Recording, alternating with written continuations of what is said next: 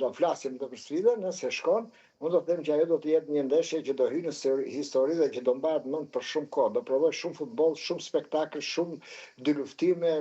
shumë teknik, shumë them që do i ketë të gjitha brenda çfarë kërkon shikuesi apo populli apo ata që duan fans futbollin. apo futbollit në gjithë botën. Ajo ndeshje e ofron.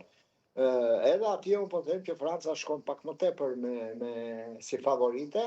apo me një përqindje shumë të vogël për të kaluar në finale,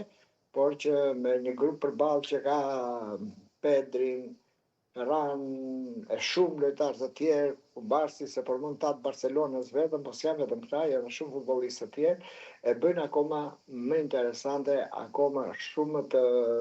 garantuar një futboll të bukur, ashtu siç do të kënaqeshim të gjithë ne.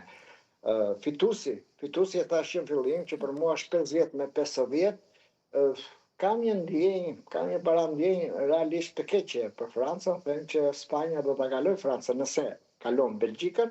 se këtu do të jetë çudia më e madhe. Belgjika me riparimet që ka bërë në skuadër, ka ndryshuar fytyrën komplet skuadrës, duke lënë jashtë Lukakun dhe De Bruyne, kështu që është e paparashikueshme sot çfarë do ndodh me ata lojtarë që me të vërtet